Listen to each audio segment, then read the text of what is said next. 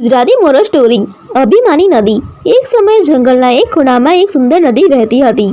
નદીના પવિત્ર જળથી ગામવાસીઓનો જીવ થતો। તે નદી ઋતુઓ પ્રમાણે તેના સ્વરૂપ અને વ્યવહાર બદલતી હતી। ગમે ત્યારે પ્રકૃતિ તેની સાથે રમવા આવી જાય અને નદી પણ મજાથી ઉલ્લાસિત બની જતી। નદીની સુંદરતા અને ફરતે ફેલાયેલી હરિયાળી જોઈને લોકો તેના વખાણ કરતા થાકી ન જતા। પરંતુ નદી ધીમે ધીમે અભિમાની બનવા લાગી। તેને લાગતું કે તે જ જગતનું કેન્દ્ર છે અને તેના વિના કોઈ જીવી શકે તેમ નથી। એક દિવસ નદીના શીર્ષેથી નીકળતા પવનને તેને કહ્યું, એ પવન, મારી ઓળખ હોવી જોઈએ કે હું કેટલી મહાન છું। જો હું ન હોત તો તું ક્યાંથી પોતાનો પ્રવાહ ચલાવી શકતો?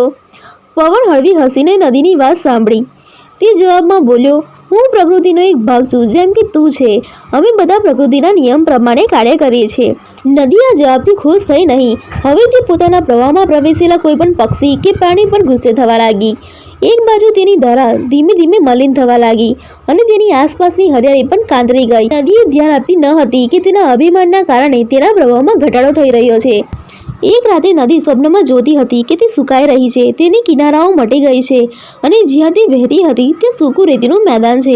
લોકો તેને ભૂલી ગયા છે અને કોઈ તેની સાથે વાત કરવા આવતું નથી। નદી આ દ્રશ્ય જોઈને થોડી ચિંતિત થઈ ગઈ। સવાર થતાં નદીને ખ્યાલ આવ્યો કે તે માત્ર પ્રકૃતિનો એક ભાગ છે। પ્રકૃતિના દરેક તત્વનું મહત્વ છે અને એકબીજાના સહકાર વિના જીવન શક્ય નથી। નદી ફરીથી પોતાને ઝીલીને નમ્ર અને સેવાભાવી બનવા માટે પ્રતિજ્ઞાબદ્ધ થઈ। તેના આ બદલાવને લીધે ગામવાસીઓ પણ ખુશ થયા। તેઓ ફરીથી નદીની નજીક આવ્યા અને તેની પવિત્રતા પુનઃ સ્થાપિત થઈ। નદીનો પ્રવાહ હવે શાંતિપૂર્ણ અને જનહિત માટે હતો।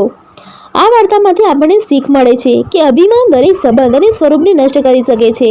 જીવનમાં નમ્રતા એ સૌથી મોટું આભૂષણ છે।